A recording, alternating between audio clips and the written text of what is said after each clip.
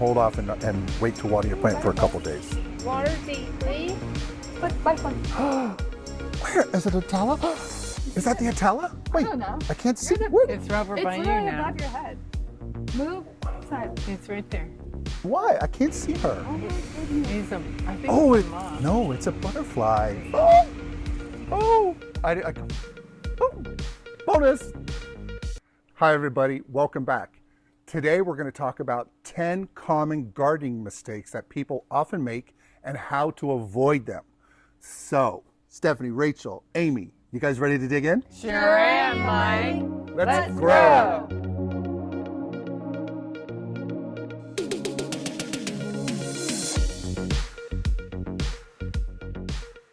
All right, we're going to take this in a little interesting direction today. We're going to be going over things that we often do, and I am included in this group of mistakes that we do when we're gardening. So we want to help give you some of these tips that I have learned over these decades and what we all have learned over time to help you in your gardening. So, Amy, what's the first mistake people often make? The lack of planning and design. And one of the big things, it's New Year's when we're taping this, and everybody gets excited about redoing their yard and their garden, and they rush right into it without taking the time to plan it out. I've done this multiple times, and then you end up with possible disaster. Yep. So don't do it. Yeah, it's a surefire way. Don't do what I do. You can sometimes come out with a happy ending, but many times people will just go and think they have an idea and just go to the big box store or nursery and pick up plants and start doing their design in real time. And then you end up with either too many plants, too little plants, the wrong plants, and we'll go into more of that. But it's super important, a little ounce of prevention, pound of cure. Having a design like for a small garden, it's very important to either do it yourself. There's lots of tips we have on our channel, or you can even hire an expert for larger scale projects if you're working on a bigger residence or a commercial project.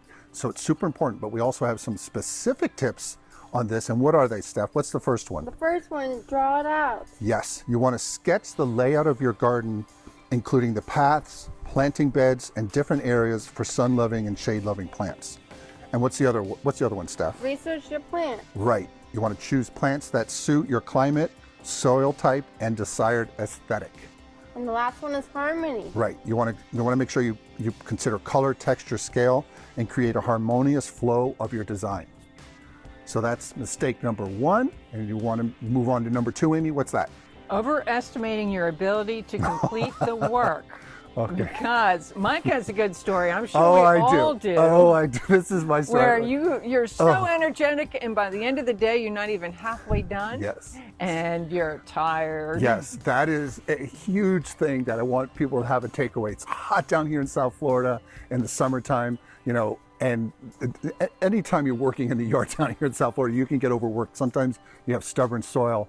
But I'll give you a story, and this was many moons ago, and I was working on a project, a design build project with our little brother David, and we were put a lot of the plants in, and it was tail end of the weekend, and the sod got delivered, a big bunch of sod pallet, 2 sod pallets, and we got 1 sod pallet laid down. And any of you who know when you get some sod delivered, you got to get that stuff down because it's stacked on itself, and if you let it sit there on that sod pallet, they'll yellow out. A lot of the grass will yellow out. So it was already getting till nighttime, and I couldn't see in the front yard of the Boucher residence. And so I asked my brother Dave to go over to the neighbor's yard who had those security lights over their garage and wave his hand so the light would shoot out and I could grab some and put it down so we could at least get the sod down so it would be the next day it wouldn't be hidden from the sunlight. So it's always try to take that in mind, that a project is probably going to take twice as long as you estimate. Sometimes you hit something underground or something doesn't work. So always make sure you don't overestimate your work and do it in bite-sized pieces. So that's super important. But in there, we also have, I think, Rachel, 3 other points we want to hone in on. What are those? Start small. Yep. Bite-sized pieces. Begin with a manageable project and then gradually expand as you gain experience, or create phases for your project. Set realistic goals. Yep. Break it down into smaller, achievable tasks. Then what's the third? The third one is a good tip for anybody who's going on a road trip, somewhere they've never gone before. Ask for directions or ask for help. Absolutely. Don't be afraid to ask friends, family, like David, right? And even professionals for assistance on larger projects, for sure. Yes. Now, mistake number 3. What's that one, Amy? Choosing the wrong plants. Yes. Mike, did I tell you I did all these? Because they sound awful familiar. Amy's bringing up a good point. We recently did a video, very popular on our channel now, the 9 principles of Florida-friendly gardening, and in there's some of these principles are actually some of these mistakes that people make that we want you to avoid. And choosing the wrong plants, that is, right plant, right place is a huge thing. This is a big one. And there's going to be several things we're going to talk about here, but not all plants are created equal, and you don't want to choose the wrong plant for your location. So in there's 3 specific tips we want to touch on. Steph, what are those? Know your climate. Yes, you want to know your climate, and in there you want to research plants that thrive in your specific USDA hardiness zone. And here you can see that we have the map up here, and there's certain regions of Florida and throughout the United States that plants will do best in. And what's the other one? Check your plant's condition before you buy. Yeah, so the second one is check your plants to make sure that they're nice and healthy and they don't have any damaged trunks. You want to make sure you make sure that there's no pests on the leaves, and you also want to make sure there's good root structure. You don't want to see roots that are coming out the bottom of the pot or circling inside the pot, because that can be a problem for the plant health-wise over time. Understand your specific site. And the third one is, yes, make sure you know what works for your site. Different plants have different lighting, soil, pH, and drainage needs, so you want to choose the right plants for your garden. And if you have an area that's got a lot of sun, you want to make sure you put your plant there instead of an area where it gets a lot of shade. And that actually rolls into the next mistake that people often make, which is, Amy? Choosing the wrong location. Yes. So right plant, right location happens a lot. Putting plants under a power line or near a utility or too close to a home, really a big problem. So you want to make sure you don't do that one thing. That's a big thing, is putting it in the wrong location. But hitting that again, Rachel, what are those other tips we want to mention besides just that? I'm going to put the next 2 together, which is plant growth needs and water needs, or what I like to call it, choose your friends wisely. So yes, you want to choose sun-loving plants for areas with full sun and shade-loving varieties for areas with less sun. And that's very important in any gardening, is that if you have a shade-loving plant, do not put it out in full sun. It's going to get scorched. For plants that like more sun and it goes into shade, they'll probably do a little bit better, but they'll start to drop their leaves and look a little peaked. So it's definitely the shade that I've seen over time, is that the shade-loving ones that people put out in full sun, those things just, with South Florida sun, they just crap out. Yeah. And then on, like what Rachel mentioned, on watering needs, you want to put plants together with the same summer watering needs. So not just knowing where your USDA hardiness zones are or your plant growth needs, you also want to know light plants that have water need. Tropical plants want a little bit more watering, so the sod, but desert rose and some other succulents don't. So you want to maybe group those in different regions if you're creating that look for your garden space, and then you can also adapt to working with different types of soil as needed. And I think that rolls into some other things that we'll get on in a minute about soil. So what's our next one, Amy? Overcrowding your plants. And that's another classic mistake that I've made, because when you plant them, they look great, but you forget that they grow, and all of a sudden one is in between and he's getting squished. And Absolutely. yes. And right here we have a display for you of the Song of India, the artillery fern, the native kunti, pentas, perennial pentas. Bees and butterflies love that plant, as they do the Mexican heather. And all these have different growth patterns, space requirements. The Song of India can get very big and very bushy. You can space these about, where's the tape measure? Amy loves tape measures. I got it. There you go. So when you're laying out the plants, you want to make sure you give them plenty of room between them. Song of India is going to need sometimes 4 to 5 feet. You can put them as a hedge if you want, closer together, 3 feet. The same with the kunti. This is slow growing. These two tend to be a little slow growing, but spacing is very important, and each plant has their own needs. Kunti, like I mentioned, is about 24 to 30 inches. The artillery fern is a ground cover, so it stays a little bit lower, but it gets a little bushy, so you can space her out 15 to 18 inches. Wow. And then the pentas the same, because the pentas can get very bushy. as does the Mexican heather. Mexican heather stays a little bit lower than the pentas, but gets these beautiful, beautiful long arms with these purple flowers, so pretty. And they don't get that tall, so you can layer stuff. You can kind of see the taller and then the smaller in the front. You can also look at that when you're working with your garden, and we'll be doing more videos to that effect. But this is just something to know, is the spacing is very important. Don't overcrowd them. You can always come back later if you space them too far apart. Many plants are easy to propagate, and you can put them nearby and have them fill in. But weeding, we're going to get into that, but weeding, let's speak about this. If you space them too far apart, not too far apart, if you space them for the future growth, know that those areas that you've just planted around there can get disturbed, and weeds can come up after the first couple months of planting. It's very important to do aftercare weeding and aftercare plant maintenance always, so that you don't have a weed issue right after you install these beautiful plants. Yeah. Yes. So the tips are research plant mature size. Correct. Knowing how big your plants get, like I mentioned. And then what's the other one? Thinning is winning. Yep. Thin them out. Don't be afraid to thin out plants that have gotten too big, and you can also look at doing cuttings and make more plants for free. Propagation. And create tiers. Right. Creating tiers helps the view of the space and allowing your eye to see all the beautiful plants you're putting in there. And you can create tiers and vistas with your design if you do it strategically, knowing the right plant height and their spacing needs. And you have to be patient because it might take time for them to grow in Yes. and grow up Yes. to get the look you desire. Yes. Yes. But that's get there. important. Yeah, It gets plants there. grow over time, and that's the joy of it, because your garden is always changing and having fun as it takes on new life over the seasons. Yes. What's the All next right. one? The next mistake, installing plants too deep. Okay, so I was pushing on the other ones, right plant, right location, but planting too deep, super important. This is 6, right? This is this is Yes. mistake number 6 that people make. Seen it so many times. This will surely kill your plants if you plant them too deep. It's very important, especially not on monocots like palms per se, because they grow a little bit differently, but most ornamental plants, if you plant them too deep, if you put this plant in the ground and you submerge it and you have soil a few inches above, you can cause rot issues on the stems that are above the soil grade. So it's very important when you're planting not to dig down to the center of the earth. Dig to the right height of the plant in your container so your soil level matches, and that's very important. And it's something I see so many people do, and the plants may do good for a couple months, and then all of a sudden they'll just start crapping out, and that's a big thing. I've seen a lot of people. It's better to go a little bit higher actually, because then when you come back with mulch and stuff, you end up getting the right level. So it's very important not to plant your plant too deep. But we have 3 specific points that I kind of summarized. What are those? Set to grade. That's right. That's what I'd mentioned. Just, setting to grade, put your plant even, Steven. And what's the other one? Don't over mulch. Yep.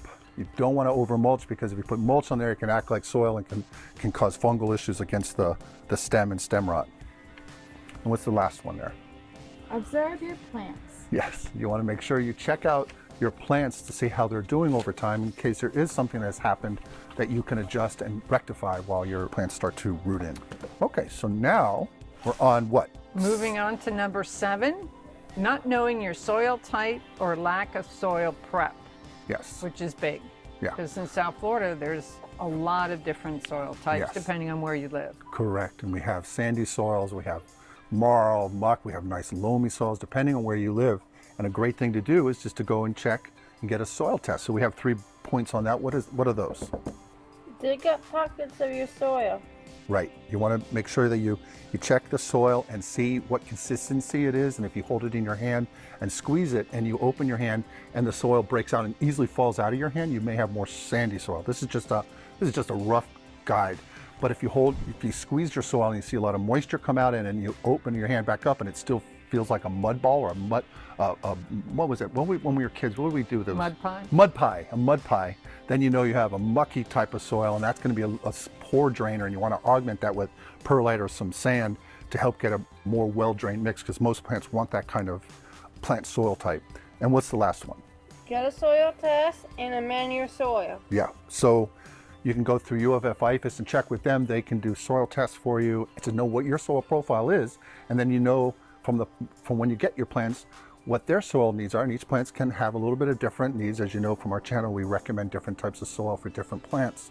but plants have to get used to your soil and your area. So plants are pretty adaptable. You just want to make sure you give them something to hang on to for a while they get used to their new environment. And that information can be very helpful to guide you on the soil amendments you'll need down the road. Yeah. Can you augment your current soil to tailor suit to the plant you're Yes. putting in, so you can add some? Yeah, especially on new construction is good if you're doing that, or renovating a home and you're redoing your garden space. You can check your soil type, and then you can add those amendments throughout the garden space just to help it out throughout. And that way you're really going to have a nice garden that way, because you're not just doing site specific, but you're allowing that soil to mix with the existing soil. So there's some nutrients in there that these guys will get their roots out and into it, and they're going to take off and love that. Yeah, that's a good point, Amy. Yeah.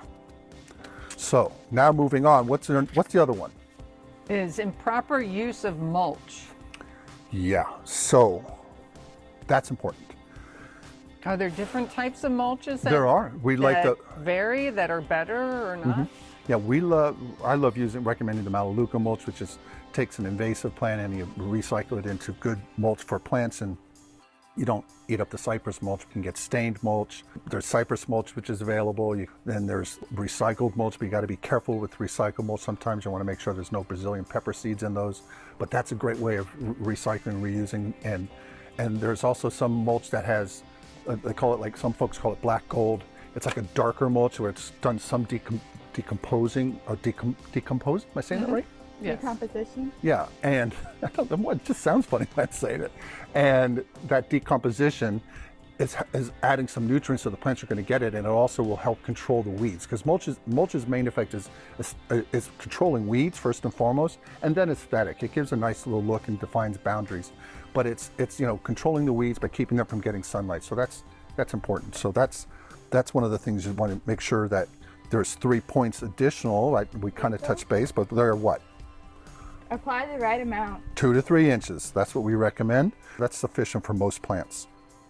Keep mulch away from plant trunks. Yep.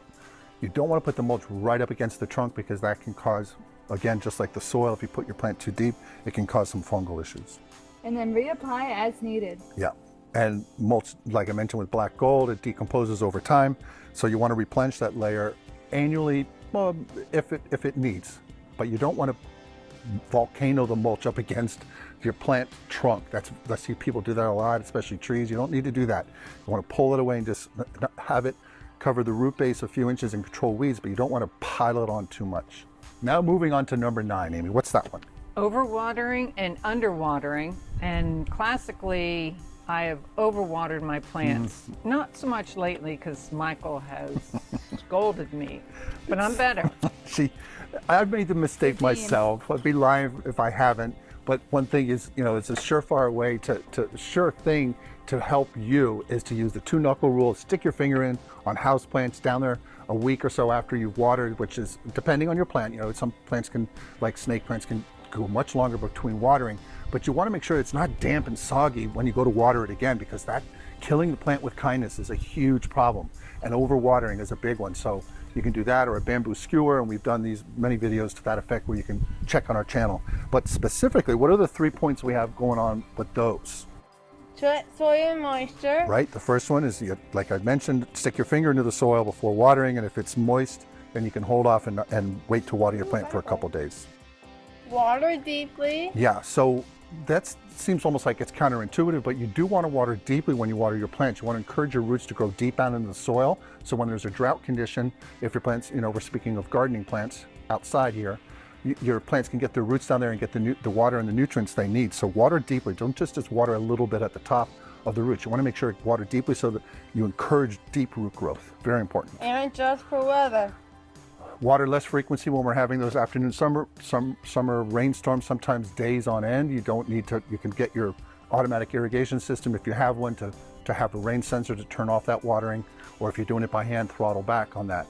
Now, a caveat there, in the summer, we get very, very hot days.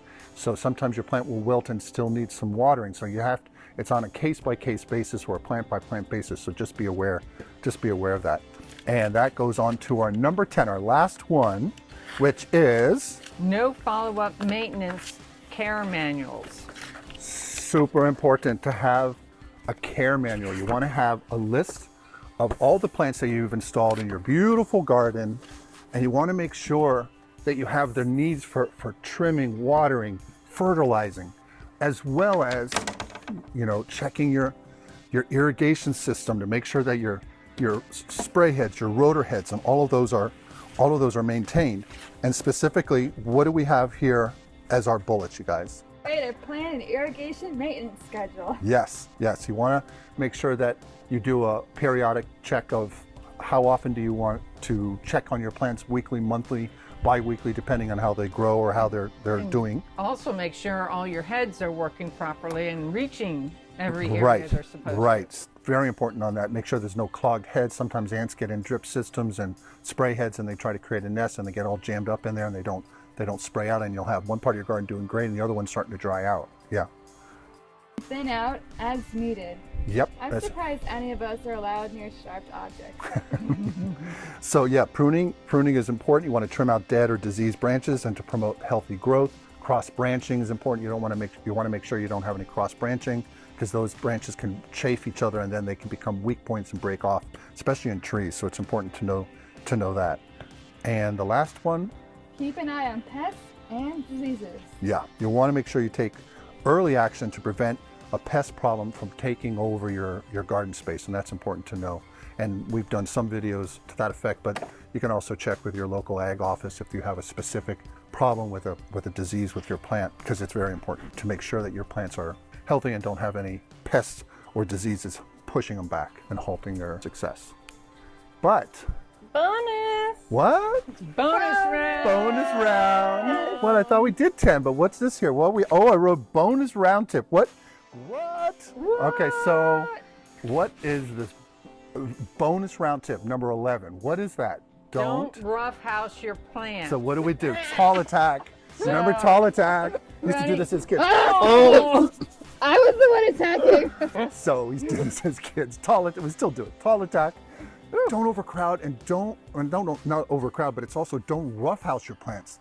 We've all seen it. If you go there on I-95, you'll see some of these guys who have palms and trees in the truck, and they're just hauling tail, and there's no tarp on top, and the leaves are all getting chewed up.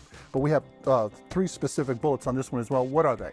Use care in transporting and Right. selling your plants. Like I mentioned, no open air plants blasted on I-95. You want to avoid wind burn. What's the second Rest one? if you're tired and come back to the project. Yeah, that's kind of like the one we had mentioned earlier, but it's super important. Is you don't want to step on your plants, because you're tired and you're just trying to get from one side of the garden to the other, and you kick a plant and you're like, and then The you have to first half of replant your it. project will look great. The second half will look a little wonky. Yes. I've done it. Yeah, for I'm sure. like, well, just don't look at that side of the yard. Especially if your feet are as big as these guys. Well, Yeah, yeah. giant. Oh, done that too. And what's the last one? Be careful when mulching, and especially when watering your new plant with garden hoses. Okay, guilty, 100%. I have used garden hoses at the tail end, and I love that part of watering in plants at the end. I don't know why, since I was a kid with Dad and the sprinkler systems. I don't know. I just love doing that. But these big honking hoses, if you drag them, you're not careful, you can run right over with the hose when you're going from one side of the yard to the other to water, and you trample the annuals or the perennials with the hose itself, and you break branches, and you can just be like, something that was beautiful can quickly go south. So you got to make sure you're careful with, if you're overtired, take it easy, take a break, and then when you're watering, be careful with the garden hoses and Right. trampling, and also don't be. Yeah.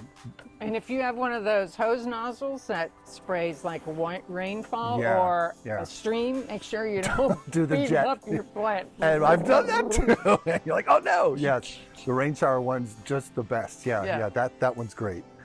So I think we touched base on all that. It was a lot for you all. So if you guys have any thoughts or questions, what are they supposed to do, Stephanie? Leave a comment or? Leave a comment below. Yep, leave a comment below. Amy, do you have a question? Oh, Subscribe. Make Like sure you like and subscribe. Absolutely. Yes. And come back and see us again. yes, we really want to thank you for your time, as always. We'll And- be here. Yep, we'll be here for the next video. Until then, bye. Bye. Give your plants a thorough soak to encourage deep root. We're so close. they're literally flying over your house. Just keep going. Oh, Jiminy Crickets. Please remember to like, subscribe, and hit the notification bell. And tell your friends and family. We post videos weekly. Thanks.